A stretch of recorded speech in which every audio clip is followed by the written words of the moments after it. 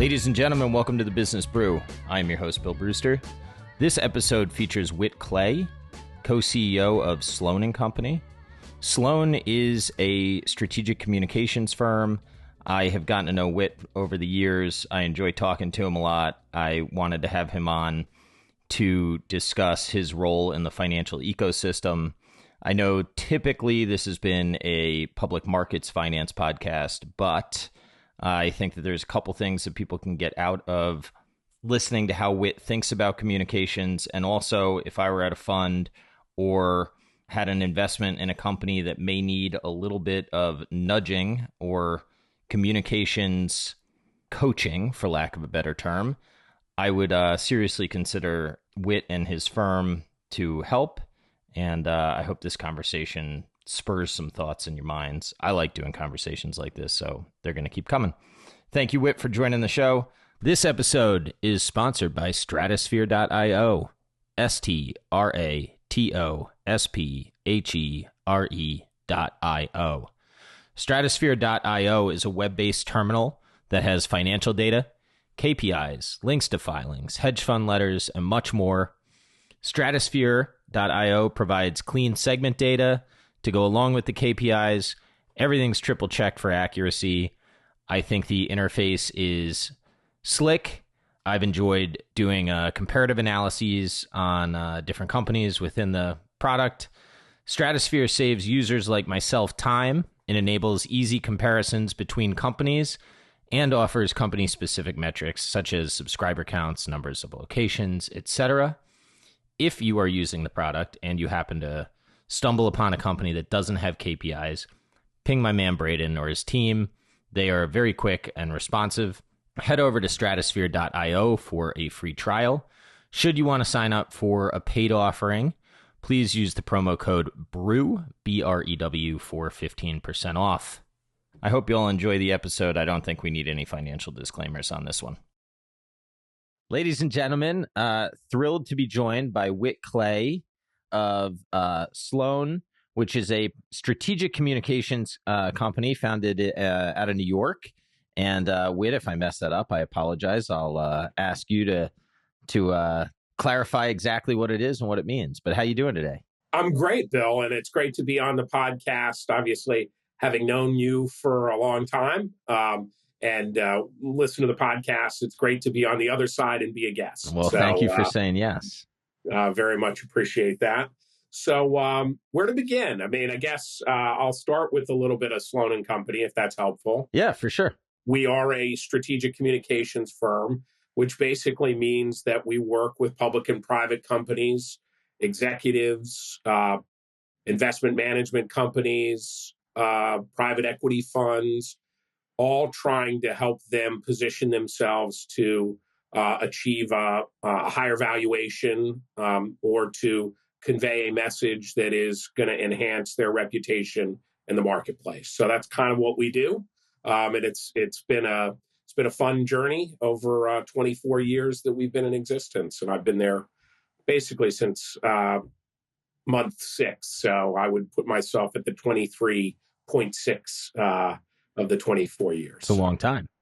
It is. How, when you're dealing with companies and you're advising them, I mean, how much of, I guess the real question is, in your experience, how much of public market valuation is, not just reality, but the perception and the narrative matching up with reality, and what drives, let's say, over the medium term, like how does someone like your firm help a company craft its narrative?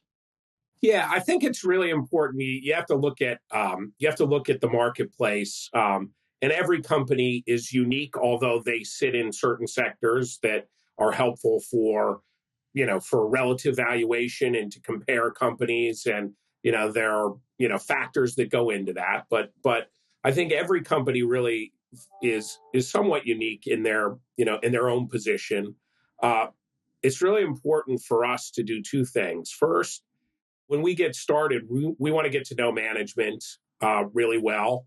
We want to understand what a CEO and a CFO and their, sort of top executives think about their business and how they're positioned and what they're trying to accomplish. And then, you want to do a lot of listening to investors and the sell side, for how they view that company. And it's really that process gets you to a place where you may understand or identify the gaps in their message that are being misunderstood, that create some kind of dislocation in their valuation, right? And so our job is to try and bring those things together and help them enhance the story that they tell so that they can do a better job of positioning themselves and providing the right information, the right story, the right, financial and operating metrics to be evaluated, relative to their own sort of set of objectives, but also based on, how they're going to be perceived against peers that they would be valued against. So that's kind of like, it's a lot of words to say.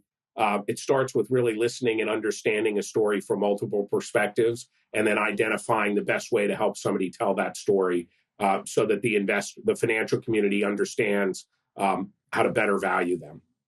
When I was, I guess, more green, I would have taken the stance of like, who cares about telling your story? Just go out and execute, and the market will realize it over time. Now I've started to appreciate the power of storytelling, and I don't mean that in a fantasy world, right? I mean that like crafting your narrative. Have you? I mean, what has your experience been with creating value from storytelling? It's funny. I tend to work with companies, and the way it works, PR firms or strategic communications firms are a little bit like law firms in a way, because you develop an expertise in working with a specific kind of company, and you're able to take your experience and apply that to that business. So I tend to work in the media, telecom, entertainment space. I work with a lot of energy companies. And then I do deal and crisis work. Those are kind of my areas of expertise. So that's somewhat helpful. But we have companies, it's funny, we get hired and they're, at the beginning trying to sort out like what they're going to do. Maybe there's something that they're disconnected from, right? So we get started and there are a couple great examples of companies who have been greatly misunderstood, where their strategy may have changed a little bit and they hadn't done a good job of communicating what that strategy is. And they hadn't put out the right financial metrics or operating metrics by which they should be valued. And it's really fun to see when a company does a good job of fixing those things, how their valuation can appreciate, because investors, and it's funny, you know this, Bill, as an investor, you can turn really sour on a company if you feel like you've been burned. And on the other hand, it takes, and they say this in our business, you can lose your reputation in a minute. Well, a company can lose their valuation and their reputation in a minute, and it takes a long time to build it back. And, it's fun to work with those companies who may be at an inflection point, to help them fix their story and tell their story in the right way and get to a better place. And you can see, that happen. And by the way, like winning sometimes, as you know, in the last year, winning sometimes maybe having your company be flat and everybody else in their sector is down 30 to 40%, Yeah. right? Yeah. It doesn't feel like a win, but it's definitely a win. Yeah. So, well, or you're down 20 and the rest of the sector's down 50 in some of these instances, right? It's been a wild year. Yeah, no, definitely. It's been a wild year. I am seeing, it's funny. I'm seeing some signs that, there are investors who are willing to come back in a little bit and dip their toe in the market. So, we have a couple of companies that are executing well and that have seen their stock price appreciate off pretty, significant lows. So, but they're doing a good job of executing and telling their story. Yeah. So. Yeah. It's, it's funny. You said, something about how quickly it's easy to sort of lose faith or something. It's even easier as I don't care who says that they're not phased by price. I think price going against people, it plants a seed of doubt where, if nothing else, risks that I've, at least for me, risk that I were like, oh, I understand it, or charters overbuild cost. I was like, I get it, and then it happens, and the price is going against you. It's like, it just kind of magnifies the risks, right? So I think Yeah. in those moments, having a company that's able to come out and maybe remind investors of what they're trying to accomplish and how they're going about it can be a useful, a good use of time for everybody involved. Yeah. Well, I would say one really important thing, and I think I'm curious your perspective on this, but I think what investors appreciate is clarity, lack, and I think they don't like when companies want to be all things to all people, right? So you want clarity. In some ways, you want simplicity, and then I think the third thing that really is important is setting the right metrics by which they should be judged that are, and it's, by the way, it can't be something, Community adjusted EBITDA. yeah, like you can't do some esoteric thing that is only going to benefit you, Yeah, right? yeah, Like it needs to be consistent with the way everybody else would look at how a company should be valued, revenue, EBITDA, margins, things like that.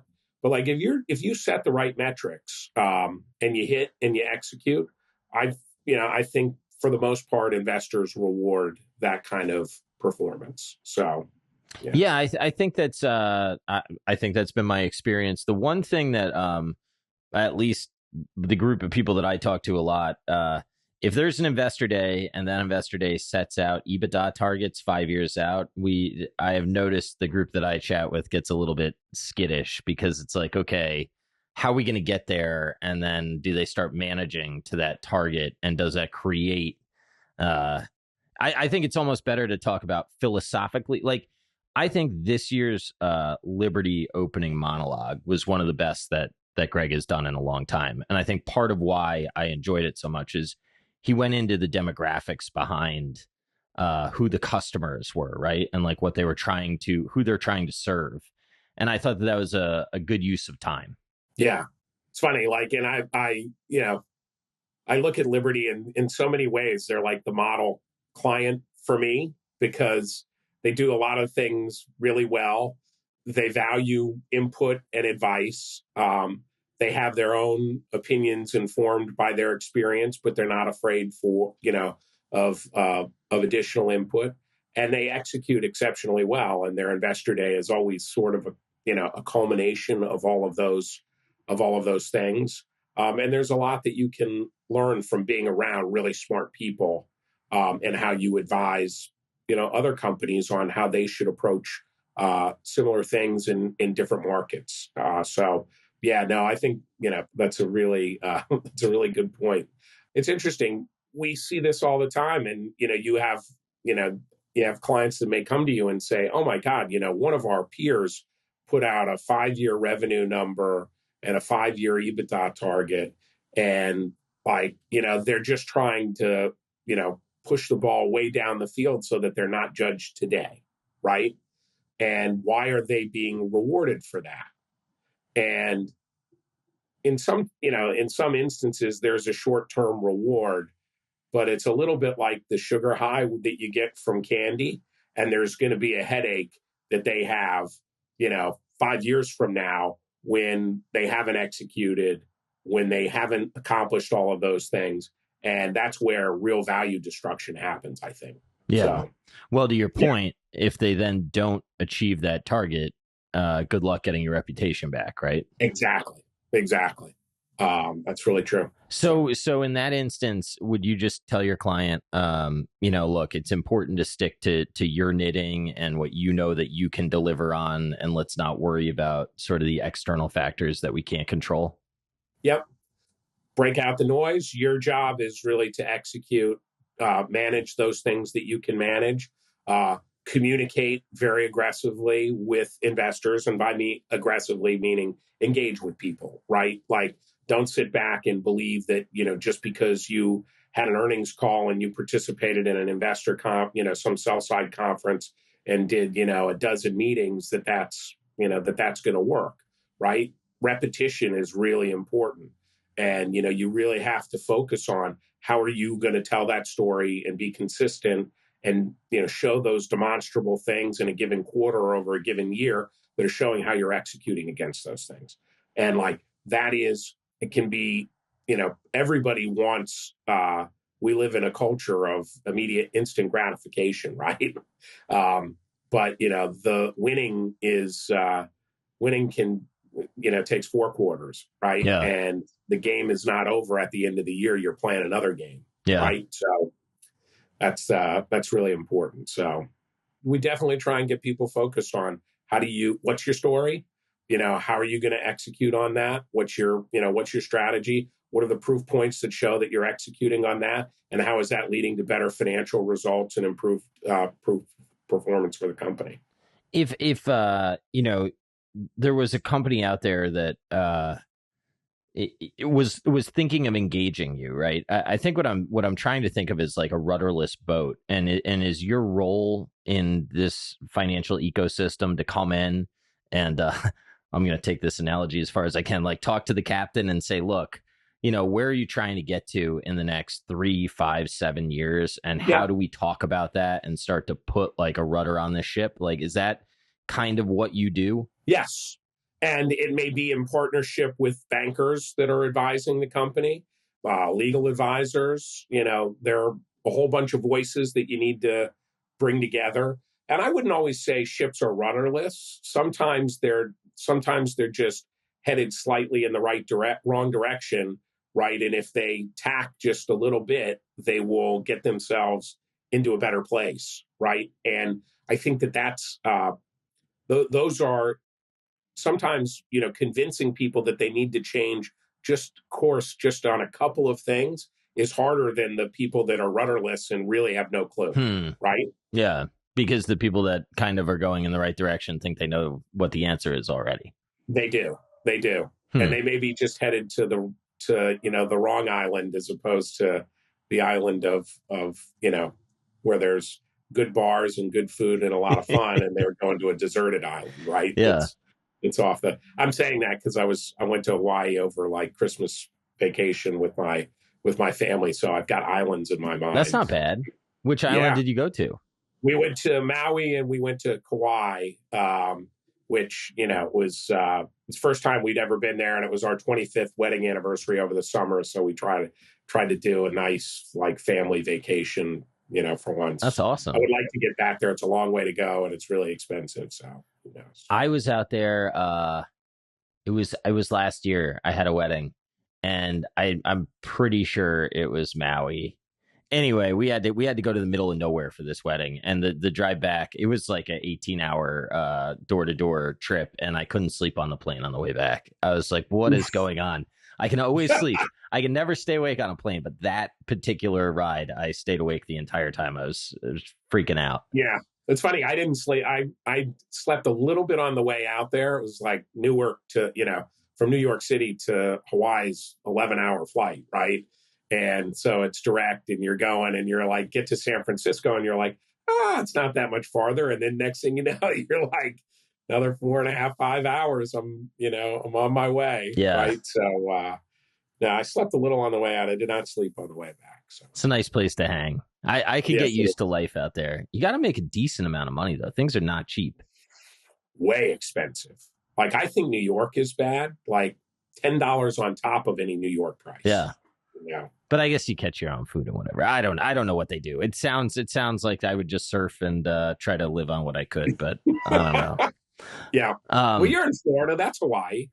It actually it's not at all, but it's got nice benefits. Like you said, I saw some dolphins going home with my kid, which was nice. So I've enjoyed it down here for the most part.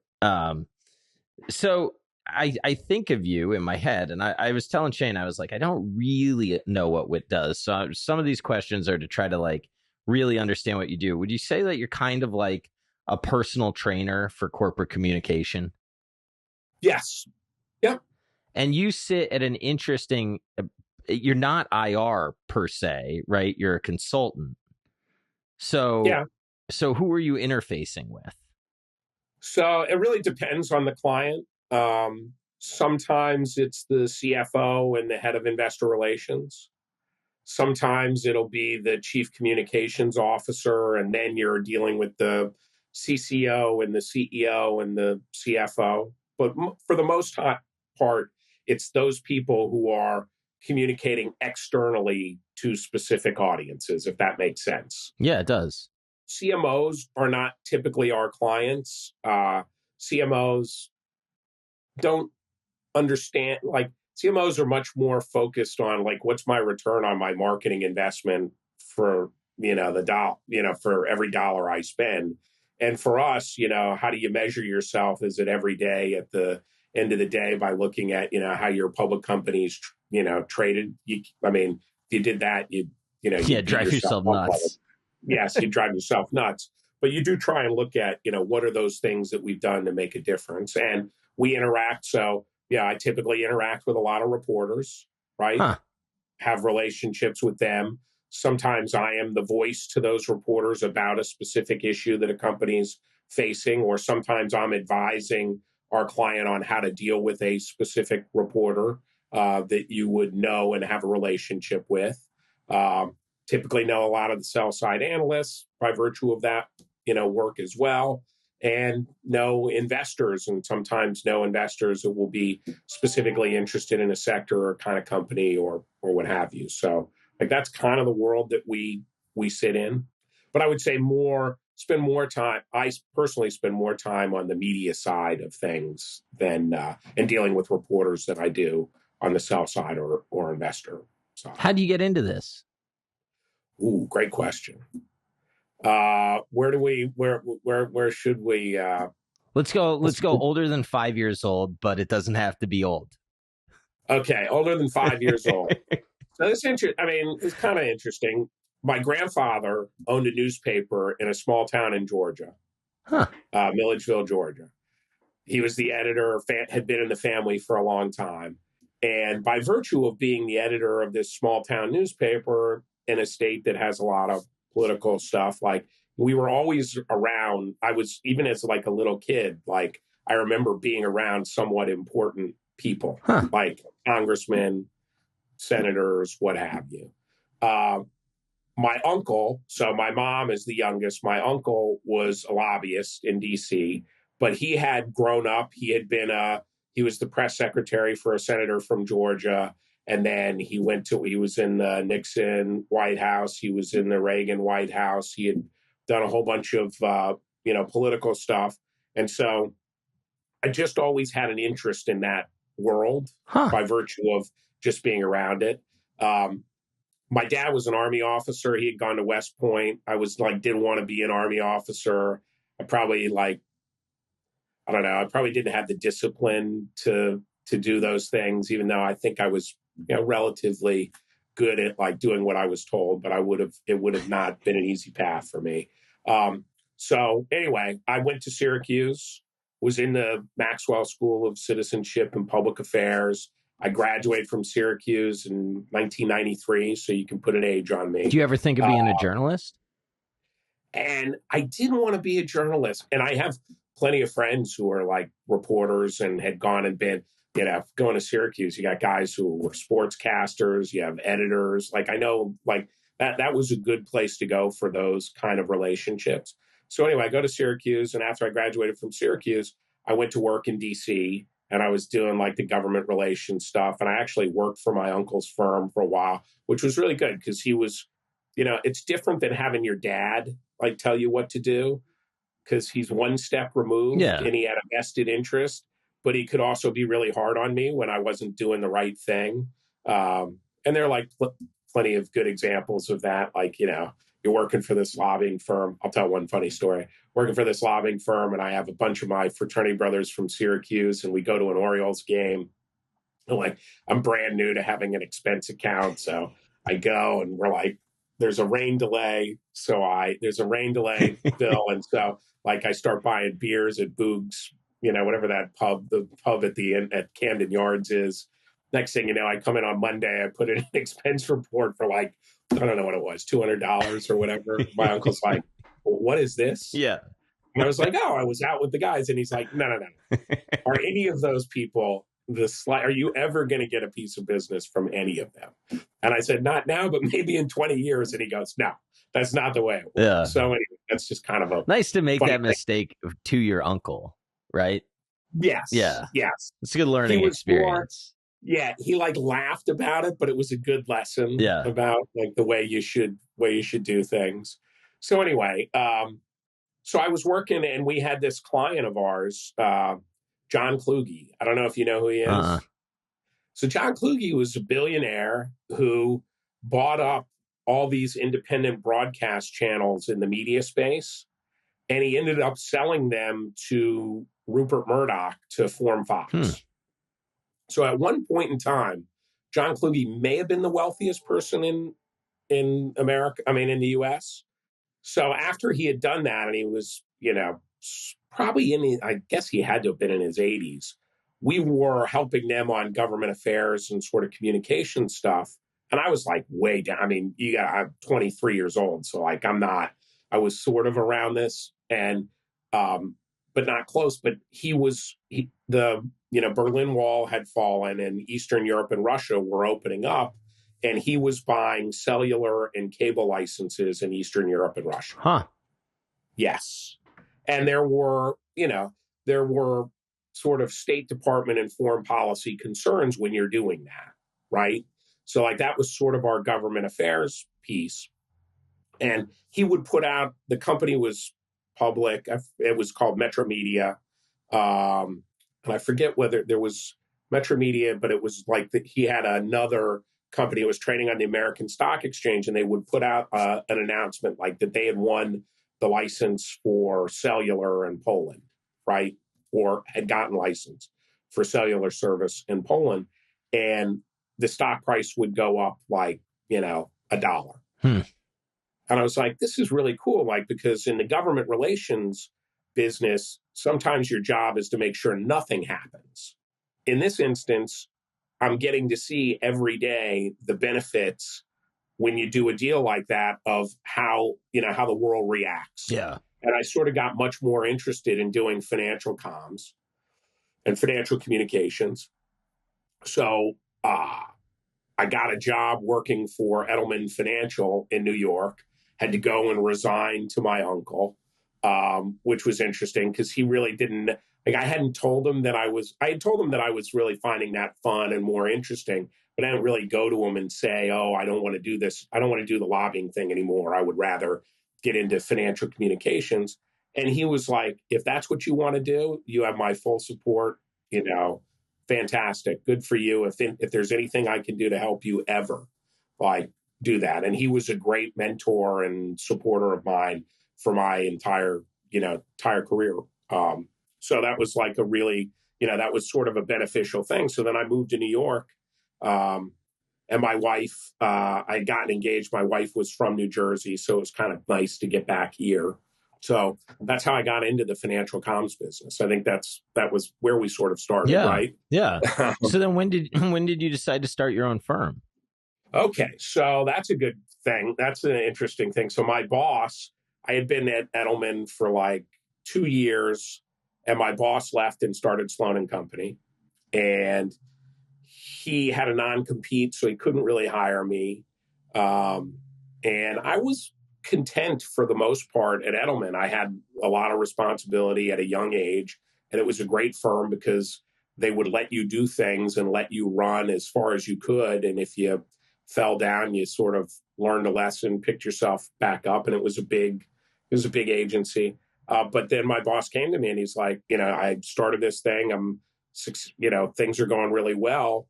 And this is like 1990, August of 1999, maybe December 1999, something like that. Yeah. And I left, it was August of 99.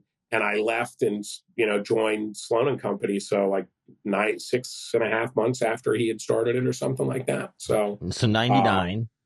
Yeah. And things are pretty good at that time. Oh, yeah. and then they get less good pretty quickly. Yeah, so that's an interesting thing. So this is an interesting thing that happens in the strategic communications business because you're like building a firm, and I've become a good observer of when bubbles are happening Yeah. by virtue of the kind of work that you get hired for. Huh. And so we had a bunch of .com clients, but we always wanted to have. We were not going to do only .coms only, just never going to just do .coms. So we had a bunch of like regular, normal, dyed in the wool, sort of stable companies. So that were very traditional business. And people are like, oh, but if you didn't, if you guys didn't do those, you could have more .com clients and your business would be more successful. And we're like, no, don't want to do it. We're going to have some old fashioned businesses, and we're going to do some of the .com stuff. And this is a sign of the .com world and its eventual implosion. You would pitch a piece of business in the PR world, and they would call you a .com, make it up, some .com in some interesting sector. And they would say, our venture capitalists told us we needed to hire a PR firm. And the budget that we've got by month, for a retainer a month is like $50,000. And so we need to hire you because that's what they're telling us we need to spend our money on. And will you work for us? So it was more like they were telling you that you were going to work for them. You weren't having to convince them to hire you. Yeah. Okay. For 50 That's grand a month, which sounds like yes. a decent chunk of change. Yes. Okay. And it was it's a lot of money. And you're like, well, what's your business strategy? And like, what are you even trying to do here? And like, when are you launching your website? And what's your website going to do? And, how are you going to make money? Like, we'll get there. Yeah. But we need to tell the story firm. In order to get there. Yes. Okay. And like, so sure enough, .com bubble goes bust. And a lot of PR firms, or a lot of very good PR firms who had gotten really sort of fat on the .com business, had to really reshift their strategy, fire a lot of people, lay off people. And we didn't have to do that because we had been smart enough to know that, like, if something's too good to be true, it never lasts, right? Yeah. And that was certainly the .com era that we were functioning in. Did you have to resist the temptation to hire a lot of people to serve the .com like clients that were trying to hire you before the bit? Like, how hard was that decision? Because you're turning down dollars in the short term, which is the right thing to do, right? But it's like not eating a cookie today. Yeah, no. It was definitely hard to do, and we've always been really disciplined about the kind of people that we hire. It's one of the hiring people in a professional services business, particularly in a PR business where you're selling a story, is a really hard thing to do because for the most part, you're interviewing people who are very articulate. If they're good, they may have some relationships. If they're marginal, they may have some relationships, right? And it's really that is a very challenging thing to do. And so we were always focused on making sure that we hired people from the right firms that had a good reputation. And we weren't just going to hire anybody because, a bad hire in a professional services business, it takes you a year to get them out and 3 months to realize that they weren't going to be any good. Yeah. Right. So, so we definitely had to resist the temptation. I give credit to our founder because he was, very focused on running a business that had, good revenue, the right kind of EBITDA and margin profile. And we didn't spend a lot of money on silly things that we could have at the time. Yeah. And so that's, that was good operating discipline, probably informed by the fact that we did financial PR and we knew a lot about business from being around good executives and good people who were smart about how they ran their companies. So. I have two questions, but I think, okay, first of all, just a short one. When did you develop a crisis expertise? By virtue of a few things. One, you get involved, companies call you and bad things happen, right? So they trust you, you give them good advice, they ask you to help them on a specific situation. And that's sort of how it starts. We were around at Edelman, we were around some really famous sort of crisis communications people. Um, Names that you would know. There's a guy, John Scanlon, who was kind of a famous person in that business. So you learned a lot about crisis communications and having been around that from people. So that's really the way it starts. Okay. And then the next thing you know is you work on a crisis and there are lawyers or there are bankers or there are people involved and you do a good job, which, by the way, like the most important thing in any business is that if you make a commitment to do something for somebody, you do it to the best of your ability. And that is the greatest referral source for growing client business. And you're responsive, you're available, you're engaged. You might not like the fact that somebody's calling you on Sunday morning at 5 a.m. Yeah. But like you have to be available. And like that's a really important skill set. So well, I would think you have some type A clients that don't necessarily believe in days off. No, they don't. They don't. Yeah. But that's their right. They're paying you money and you take that client on. That's your responsibility and your obligation. So all right. So you get through 2000. It sounds like not unscathed, but made some smart decisions going into it. So you got out kind of on the healthier side. What happens in the run up to 07, 08? So again, it's an interesting one. 07, 08, it was interesting. You could tell because our client mix probably evolved very much into a lot of financial services business. So again, a lot of capital being deployed, perhaps not, prudently. I always knew, like, you knew that there was an end coming. You didn't realize how poorly capitalized people were. And there was a lot of white knuckling of that situation. Trying to think, like, again, we had not overhired. Like, we were always really cautious about that. So we got through 08 and 09 relatively unscathed. One thing about these crisis situations, like market-related crisis situations, is you tend to get a lot of business because people have problems. Oh, interesting. I Right? was going to ask you, is this like a pro-cyclical or a counter-cyclical business? It sounds like maybe there's some counter-cyclical There's aspects. definitely counter-cyclicality. Huh. There's definitely some of that. Like you can do really well when people, and you don't root for it, right? I'm not rooting for people. Yeah, well, dude, if bad things happen, I mean, it's not your fault if people call you. Yes. You're not. Yes, but you're not saying please let bad things happen. No, you're not. Yeah, you're not. Yeah. I won't tell. I'll tell a story. In my wife's family, her dad was in the auto body shop business in New Jersey, and great entrepreneur, really built a nice business and got into all kinds of other businesses by virtue of his work in that world. But one of the funny things my wife says is they used to, say a prayer around the dinner table. And it was like, we're hoping for a lot of accidents with no injuries. Yeah, okay? Yeah. That makes sense. Like, you're not rooting for. Yeah, you want some fender benders. Yes, lots of fender benders. Yeah. And that can be a really helpful thing in those moments. And I find so those years you might 08.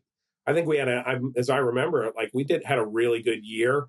And 09 was just up a little bit more because it takes more to get people back on their front foot, doing things, being proactive, changing their mindset about, how they're going to build their business and what their strategy is. Huh. So it's like that gap year, that 6 month to a year period coming off the back end of a crisis is always a little bit more of a struggle. But you could in the same way that there was ridiculous amounts of money going into .coms without a strategy and without, a plan for how they were going to make money, we had a whole bunch of financial services clients that I was like, really?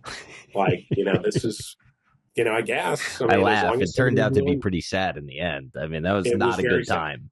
It was not a good time. Yeah. No. So, Yeah. how have you seen CEOs? Because now you've lived through three, I would argue, bubbles, right? Professionally, do you, on average, do you think that CEOs know when things are getting nutty, or are they like the rest of us, where they're kind of like riding the tide? Interesting question. I would say, by the way, this last bubble, I knew that there were like, you get a call a day to work on a SPAC, right? Yeah. And we were very selective about the SPACs that we worked on because you really wanted to make sure that they were buying a company that had an underlying business, an operating team with some additional capital and support that was going to be successful publicly, and that you could see a market for them in the financial community. So like Yeah. we did not do every SPAC that came to us. We didn't do every transaction. So like, when you see a lot of something and it feels like everybody and their brother has one, it's probably a good sign that Yeah. Be things are going to careful. start turning. So going back to your, so CEOs, it's interesting. The best CEOs that we see are good listeners to their customers, whoever they are, the people that work for them, and the financial community. They listen really well, and that provides them with the early warning system that things are getting a little bit interesting. The second trait that I see in CEOs who are really good is that they're calm amidst these situations, right? That they don't overanalyze a situation, but they certainly put in thought around different ways and scenarios that could play out. And then, so they're really well prepared and planned. And then the third thing is they're decisive and they take action that's needed. Not always, the best and most fun decisions to have to make, but they're on the front end of thinking about how to position their company the right way, either by virtue of they've got too many people, which is always a sad thing, Yeah. right? Or they have the wrong, they've got too many products or the wrong set of products that they're selling, or that the market is not ready to embrace what they've created, and they need to figure out a way to change that dynamic to accelerate interest. So like those are things, but they're decisive and thoughtful about their how they're going to execute. Will right? you do internal dialogues too? So like if somebody has to, fire a lot of people, are you helping craft that communication? We do. Yeah, we definitely will help on internal comms. I wouldn't say that is, we're more thinking about the internal comms. Invariably, those things come out into the marketplace, typically around public companies. Yeah. Right. So how do you write the memo that's going to be leaked that is going to affect, how the market may perceive your business? Yeah. I thought it was kind of funny. People like Meta had their memo leaked after the earnings call, and people were like, why didn't they mention it on the earnings call? You're not going to fire a bunch of people on an earnings call. Like, you're not going to announce that. That's just not how these things work, right? No. It's kind of interesting. No, there's definitely, it's funny, in the same way, this is an interesting observation, in the same way that reporters think that they understand the way the deal market works, for example, investors and analysts, until they were ever inside a company, would never really fully realize all the various things that go into decision making and how it gets communicated. Yeah. Right? They just don't, and they can't unless they've ever sat in that shoe, in those shoes, or been in that chair to really understand that.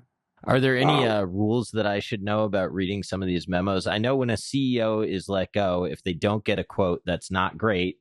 And if they're higher in the letter, that's better, is what I've been told. Yeah, I think that's kind of that's kind of that's kind of true. Yeah. No, I think definitely true. But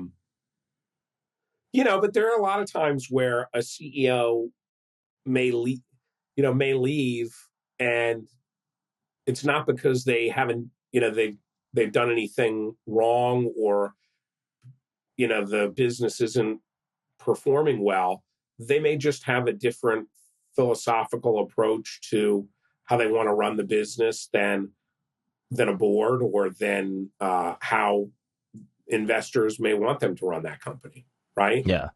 Um, and I think the best CEOs don't run the company necessarily to please investors all the time, but they have, the right matrix of audiences that matter the most, and they're trying to accomplish things to help, hopefully help influence that. Yeah.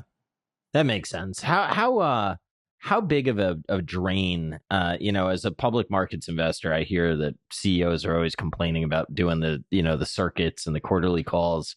How real is that complaint on average? If you ask me, I think that they should not be complaining about those things. Why is that? I think it's exceptionally important.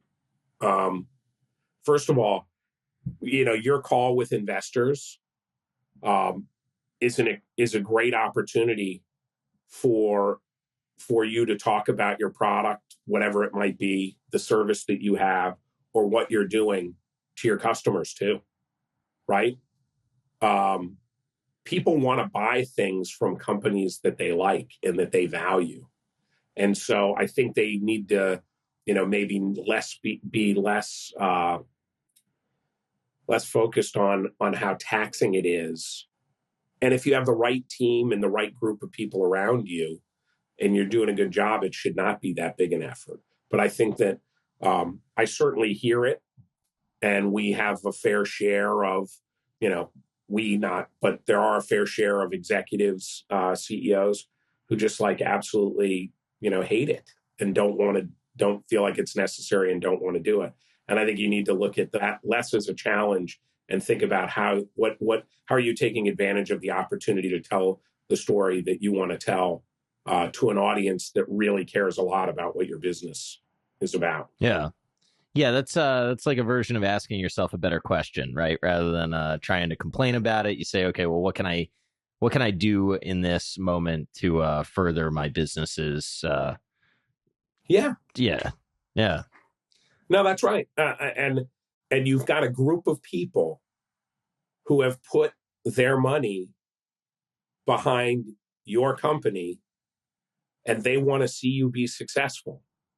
So you should be trying to win them over at every opportunity, and convince them that you're doing things the right way, so that they want to put more money with you, right? yeah, yeah. Or to your point, you do talk to customers on these things, and you talk to competitors, and you can position how people think about you and what's going on. Yeah, Yeah, perception can become reality too, so it's important to put it out there. oh, by the way, you know a CEO coming in reluctantly to a conference call, uh, on a given quarter, can be a real challenge, right? Think about it. Like, that's, if you sense that a CEO doesn't want to be there, you're reading body language and tone and what they're saying about their business. And there are like three bad things that can come of that. Yeah, Either the CEO has problems, and that's why he doesn't want to talk, problems in the business, doesn't want to talk about it. B, doesn't believe in the strategy and is trying to figure things out.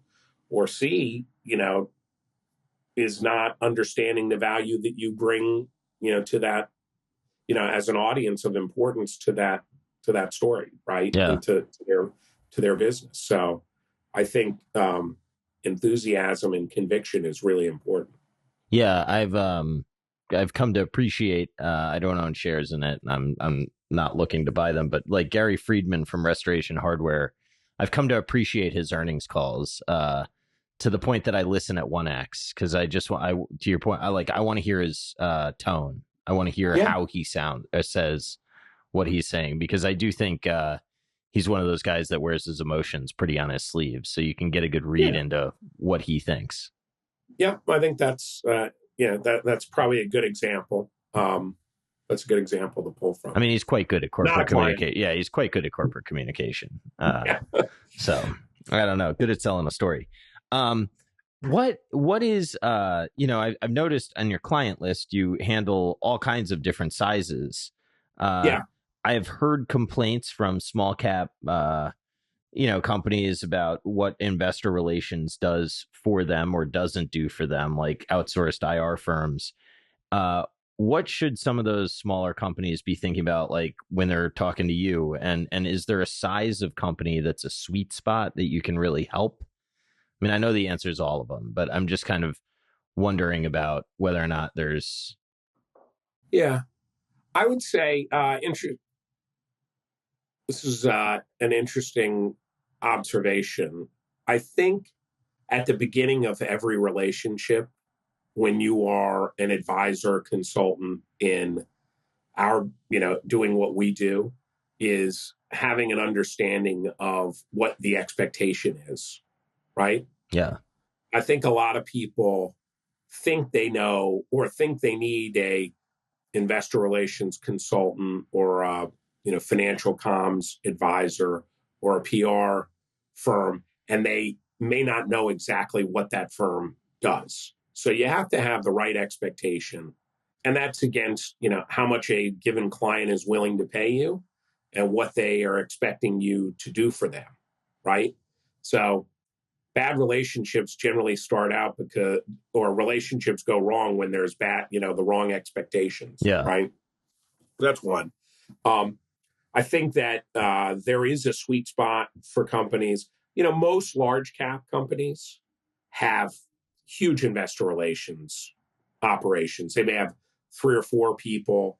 A person works with a CFO. I think in those organizations and may have broad communications teams that cut across public affairs, financial comms, corporate comms, marketing comms, like a lot of different.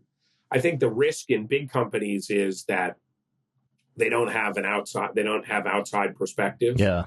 I was Like just thinking that. they're all around each other. They sit around the conference table. They have meetings for hours, and it becomes a dangerous game of drinking all the same Kool-Aid and not having perspective. So that's one. I think we tend to do our best work with companies that are anywhere between $1 billion and $5 billion market cap, because they need the extra arms and legs. They have the opportunity to really grow and develop themselves. You're an established business, with real revenue and a real opportunity to grow. So that would be the sort of market where we're able to make the biggest difference. And I do agree. I think small cap is hard, right? It's stocks tend to be a little more volatile a lot of times. Hard to get investors to come in. Large institutions, they may not hit certain thresholds, and so they can't invest. They're scrambling around to try and find the right set of people to bring into the story. Small cap is that's hard. Yeah. And I think that's really one of the things that's happened out of the SPAC situation is, those SPACs, basically evolved into small cap companies, not really well prepared to deal with how do you communicate to the financial community. Yeah. Like, it's not. I would say on the large cap side, there are some real blinders that those companies have. Like, I don't think they're always great at being prepared for the activist. Like, they really don't know.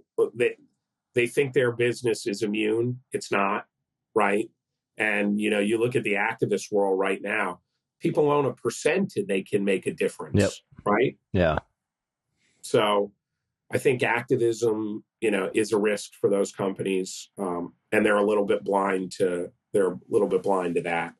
And also, they may have a crisis communications playbook that's been around for 20 years that isn't really modern and doesn't deal with, current issues. So those are things that large cap companies um, need a lot of help with. How does this one's straight out of Shane's playbook? How does social media complicate the picture and or create opportunities for companies? It's definitely a great way and a great platform to communicate directly to an audience. And I think of social media in three, there are three kind of buckets here. There's Twitter and the Twitter sphere. There is LinkedIn, which I think is a great platform for professionals.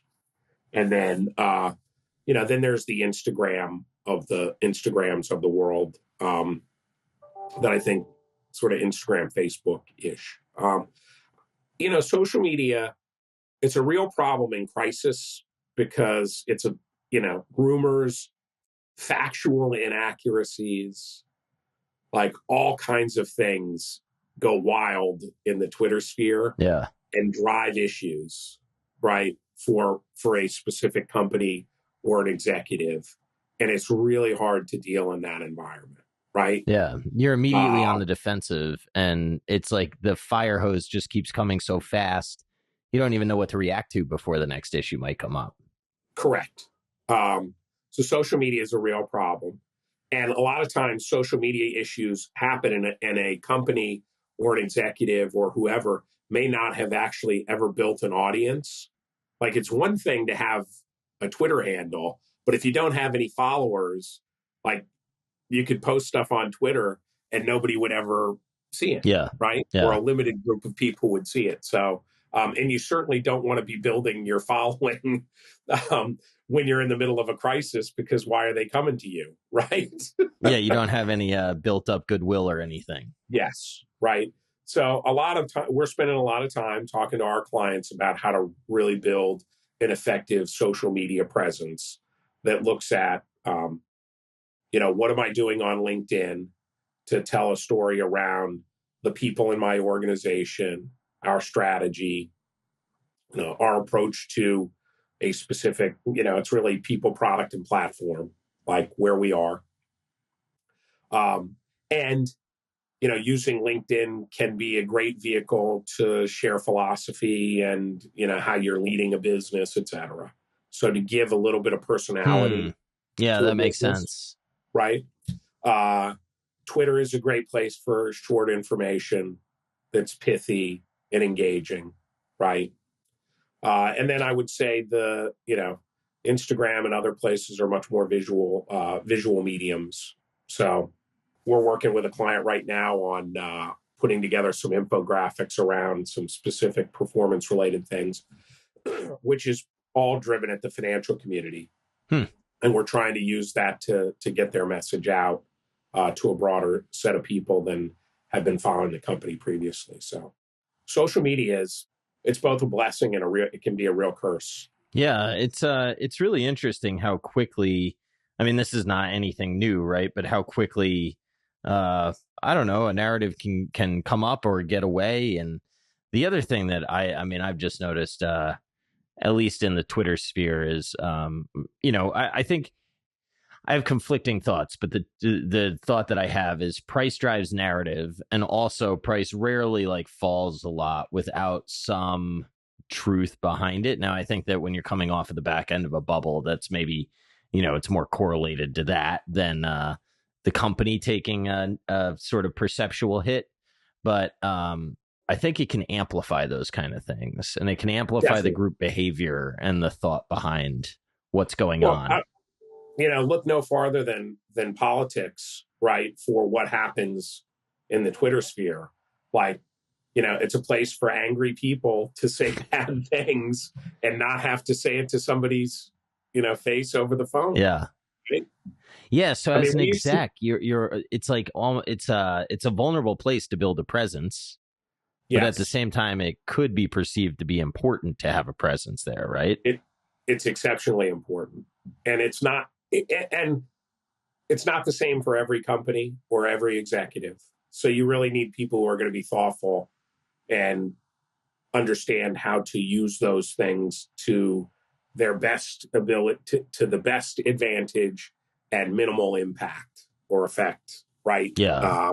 Knock-on effect to your business. And also to not have it, the dopamine hits ruin your brain like it did to me at one point. Yes. I saw you, Bill. I was worried about you on Twitter. People are coming at you. You were firing back at people. And I was like, we've all been there. I tend to reserve mine for like sports. Like I engage with the sports guys every once in a while. It's probably not the best use of my time. I don't know. It's fun. It is fun. It's fun. It is fun.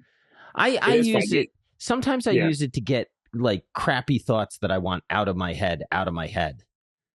Sure. Even if I don't necessarily believe them. Now it's kind of I think that there's like professional risk from doing that 100%. But thus far I've sort of, weaved that fairly okay. But in 2020 when, I had a couple things going on in life at the same time that I found myself, it disrupted my sleep. I let it disrupt my sleep. I shouldn't say that it disrupted my sleep, but it was hard to manage that. Yeah. Well, definitely. You think about what social media is, your mind is evolved, right? So think about what it does for kids. Yeah. Right? Well, my mind is pretty primitive, but yes, I agree with you. I would like to think it's evolved. You're not giving yourself enough credit. I think you're pretty evolved. I appreciate it. I'll tell you what, I was watching my kids play with their iPad and the pop-up ads in the games, right? I wanted them to play Sonic the Hedgehog. It kind of bothers me that they're on an iPad playing Sonic because you should be on a Sega, but whatever. And the pop-up ads were driving them insane. And I try to use it as a teaching moment to just be like, look, this is the world that like you're going to live in. I would be really frustrated as well. But this is all to try to get you to click something to install something else. Yeah. I don't know. They're growing up in a weird time, man. Yeah, they definitely are. I got 22, 20, and 17, all girls. What do you tell them about social media? They're not going to listen anyway because they know everything. But no, my daughter, who goes to your distinguished War university, War Eagle. She definitely uses social media it's an important part of her life, right? Yeah, and it's the vehicle that she uses to show people what she's doing and to communicate and all of those things. My older daughter, not as much into social media, sees some of the bad in it, right? And tries to avoid that. And then the younger one, we always laugh because she'll pop up in social media and you're like, wow, you just engaged. Wait a second. Where did that happen? Yeah. So I think it reflects social media reflects personality too. Like my middle daughter, she definitely is. She's the most outgoing of all of them, and you see that in her social media presence. Yeah, so, yeah. I experienced something interesting vicariously through. I guess she's my stepniece. She was bullied on social media, and she lived at 74th and I don't know, like 4th or whatever. Roads are a little off for the purposes of not disclosure, but a group of girls that was in her high school went to a restaurant at like 74th and 4th and a half and like tagged her, right? But they didn't invite her. So it wasn't as if she was just cut out. They also actively put her name in the post so that she would see the notification that she was cut out. That is some high school bitchy stuff. Girls can be wicked mean in high school. That is. And I also think guys are so much different than girls because, like, there would be a fight about that and it would be over, right? Yes, I do tend to agree with you on that. Right. I don't know how this is related to CEOs, but it's not. It's not. But it's but you do see, you do see people take shots at CEOs when the stock's down or when things aren't working, and I'm sure that it doesn't make the job any easier. On the other hand, they're well paid and they're big boys and girls, right? So they can figure out what's going on. Yeah, you know what? I would advise anybody who's a senior person in leadership to not be checking their Twitter at what everybody says to them. Yeah. Have somebody do that for them, right? Yeah. It's we do all kinds of social media listening and monitoring, and we put these reports together for people. They don't have to read it. Like, you can pick up plenty by just having somebody do the work. Yeah. There are higher and And better uses of your time. yes, and it is an important thing to do and not to ignore. Yeah. So Yeah, that makes sense. yeah. So how is your exposure to all these CEOs? Do you think it's made you, how's it rubbed off on you as a business leader? So I would say I've been the co-CEO of Sloane Company for a little more than 6 years now, 7 years. And there are a few things, you get the opportunity to be around really smart people and really good leaders, and you try and pick from each of them, the things that you want to emulate and how you run your business. I would say, uh, one of the benefits to being a financial communications firm is that, like, we absolutely understand how our business works, right? I know where our revenue comes from. I know how to, I got ideas on how to manage costs and, how we can, hit the growth targets that we want to hit, both on the revenue and EBITDA line and control margins. And, like, we can talk that language. I think the CFO at our parent company probably loves the meetings with us more than he loves the other Yeah, agencies. it's like, these guys know what they're doing. Knows he's not. Yeah, he knows we don't. He doesn't have to translate anything. But I think philosophically, as a leader, a few things that I have picked up on, and it's changed over the course of COVID, and different generations of employees who are working for you, or different, of colleagues who come into the business and are working with you, have different values and different things that are important to them. And so I would say there are kind of three really big important things for me. One is, I think that for the most part, people want to feel like you are giving them an opportunity for success, right? So you're putting them in situations where they're able to learn, where they're able to grow, and where they're able to see or affect an outcome in something, right? So that's one. You got to put people in opportunities for success. I think the second thing is, it's really important to give people a sense of, strategically, what are you trying to do, right? What are we trying to do? Direction is important. So opportunity, direction. And then I think the final thing, and this is where the world is changing, is when I started in this business, it was like very much about how are you going to make more money and get a bigger title, right? And move up the corporate ladder in that sort of direct way. Yeah.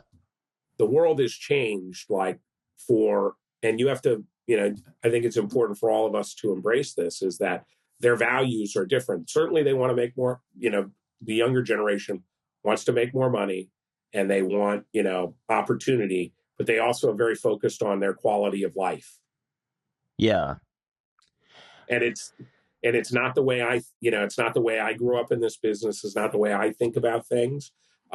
So, how do you create a new set of metrics to make sure that people understand, how they are accomplishing those things? Yeah. I had a boss that used to joke, and she'd be like, "You're all mamby-pambies and whatnot," because that's what somebody said to her. But I think that the BlackBerry changed things for people. There's something about having like, even when you're not at the office, you're still on call, right? And now it's no longer a BlackBerry, but, like, there's no true disconnection. Whereas I think, at least, if you go back to the 70s or whatever, I don't know how the interim was, but at least when your FaceTime was over, you could disconnect. Mm-hmm. Now there's no disconnection. So I kind of wonder whether or not there's just sort of like a little bit of a trade-off from the younger generation that says, because I can't disconnect, I do want to have these parameters. Like, maybe I want to have more say over where I work or whatever. Yeah. I don't know how permanent that is, but it's I think factual. I think it's definitely factual. Last year, I would say that this last year we did this is a company that's 24 years old, right? We did our first mission, vision, Oh, values wow. exercise ever, How was that? ever. I would imagine that was good to plan. It was a fantastic experience.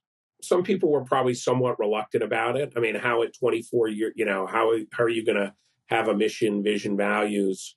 But organizations are like living and breathing and they change all the time. It's like, you know, you're a kid, then you're a teenager, then you're, an adult, and you're a young adult, then you're middle aged. Like you got to continue to reinvigorate yourself. And so, our values are in the organization are invest. Like we want to invest in people, and that's when I talk about giving opportunity. Like we want to invest in our people and give them opportunities for success. Similarly, we want to invest time and resources to get to know our clients and do the best work for them, right? And then, commit is another one of our values. Commit is very much about like committing to the organization that you're going to do everything you can to make your clients successful. But also, our commitment to you as a company is that we're going to reward you for that. And then we're going to challenge people is our third value. And the challenge is, how do you inspire people by by constantly learning, growing, and getting better, right? So challenging people to do that, not just for themselves, but for their clients, right? So, it was a really healthy thing. Now, the one thing you find out is certain people place different, you know, they certain values have different priority for them and are less important. Yeah. And I think, that's just human nature. So you have to learn and accept that. Yeah. So. I should do this for myself. Forget about for everybody else, but I don't know. Bill, this is an interesting thing. This is the first year in a long, long time. And my dad, I give my dad a lot of credit for not trying to militarize me in a way. Like, he was definitely an Army officer. He was disciplined, order. You had responsibilities. You had to do things. It was not the easiest, but he didn't like, in the military, they're very much about goals and setting specific things that you have to do every day. And he did not overemphasize any of those things. But this year, while I was in Hawaii, I wrote down the 5 things that I want to accomplish this year. Yeah, nice. I hadn't done that forever. Like probably maybe since, maybe my dad tried to make me do it at 13 or something, and it rubbed off and I resented it or whatever, but I did it this year. And I think, we'll see. Yeah. I'm confused as to what I even want to do, which is why I think I should do it. I don't know. I've been watching my grandma's decline, man. I had to call in hospice, who told me she wasn't ready, but I don't know. It's just kind of prioritized a lot of things. And I'm looking at these kids that I got that, they're not going to think I'm a hero for that much longer. So I'm trying to think You'll of. be surprised. Well, I hope they'll come back around. Yeah, but they're going to disconnect here for a little bit. Yes. Yes, they are going to disconnect. So yes, I'm trying to figure out how much I want to lean into just enjoying that time versus, I want to accomplish things professionally too. So it's I just maybe need to write a little bit. I think that's very good. This is just an interesting thing about my dad. He's done, he is 82, lives in Florida, has had a really interesting life. He wrote a book about his first tour of Vietnam, which is like it was kind of a military history book and about a bunch of things that he experienced, which was a really fascinating book. And then for Christmas for all our kids this year, he had written a book of short stories about his life. And he wanted his kid, like his grandkids, to have a book to know things about him. Oh, that's neat. Yeah. So he wrote this book, and he's got like a lot of interesting stories about. Are you a baseball fan? Yeah. Who's your team? I mean, I'm a Cubs fan, unfortunately. You're a Cubs fan. My grandma watches every single Yankees game, so I watch a lot of Yankees games, but I am a Cubs fan. Okay. So one of the stories my dad tells is like his dad was an Army officer. They were stationed at I think it was at Fort Sill in Oklahoma, and his dad came home and he said, "Oh, Mickey Mantle is enlisting in the Army, has been drafted, and he's enlisting, and he's got to come to Fort Sill." And so my dad is like maybe 10, or I forget how old he is. But he like went and waited all day for Mickey Mantle to come in so he could get his autograph. So he's on the Army base and he does that. So then fast forward, my dad is at West Point in like 1960 or whatever. And the Yankees would come up and play Army in baseball. Wow. And like Mickey Mantle and Whitey Ford and those guys would play a couple innings, and then they would, exit the game, and the minor leaguers would play the rest of the game. And so Mickey Mantle and those guys play the first 2 innings, they leave. And my dad goes into the gym, which is across the street from the baseball stadium at West Point. And Mickey Mantle and Whitey Ford, and I forget somebody, maybe like Moose Gower or somebody like that, are playing pickup basketball. So like my dad and his buddies played 3-on-3 basketball against Mickey Mantle. Oh, that's awesome. These guys, yeah. And Mickey Mantle was like in his socks, in his Yankees jersey, like something that no professional sports team would ever allow now. Yeah. Today, right. Yeah. I'm somewhat surprised he didn't have a beer in his hand, given his reputation, but Exactly. So I had all the Yankeeographies. I've done pretty deep work on, I don't know, Thurman Munson and Ron Guidry and all those guys. Yankees are a cool team, man. They got a lot of history. Yeah. I am a Braves fan. That may surprise you. Well, I should be, but I don't sell out the Cubs just because I have love for Liberty. Yeah, they built that team really well. I was a Braves fan before I was a Liberty guy. So that's always been helpful. I got to check out the Battery. I haven't been there, but everyone that I know that's been there says great things. Yeah, my daughter, the 22-year-old lives in the Battery right now. Oh, really? So, yeah, she loves it. She says it's a great place to live. There's a lot of even non-baseball season. Baseball season, obviously, a lot of people around, and it's great on any given night. She probably went to 5 or 6 baseball games, paid like $10 a ticket. Pretty easy. Hung out, had her, sorority sisters from Georgia, and people come and hang out and stuff. And she said it was great. And now in the wintertime, it's great. You walk around. They don't have like neighborhoods, in New York, you have neighborhoods like this. Yeah. It's really kind of a neighborhood to itself. So it's cool. That's what I miss about Chicago. I lived on the North Shore, and it was nice to walk around. There were a lot of people that were, I don't know, it was like-minded. We all say hi. We all had kids. We looked after each other's kids. Kids were running in and out of your house like banshees. Down here, not exactly the same. It's not my exactly. Kids could bump over somebody that could die at any moment. Yeah, exactly. Exactly. Well, man, do you want to talk about anything else? I've enjoyed this very much. Yeah. No, I would just say, it's been an interesting conversation for me. I think, people oftentimes to the point don't understand what a strategic communications firm can do, either as an investor or if you're an analyst or if you're, a reporter or if you're a company. We're in an interesting business. It's not intuitive always to people what you do. So I hope I've given the listeners a little bit of a sense of what we do and how we do it. And I always enjoy talking to you. You've got a great platform here, and appreciate your time. Yeah, well, likewise. You've got an open invite should you ever want to come back, and I look forward to seeing you again. Next time I'm in the city, we'll grab dinner or something. Yeah, absolutely, Bill. I would love it. We're in the Freedom Tower, so you should, if you haven't been there, and I would say this, it's amazing how New York, when people said that it would be rebuilt after 2000, after 9/11, right? It's great down there. Yeah. It really is a wonderful, renaissance in that part of the city. So yeah, it is beautiful what they did. Yep.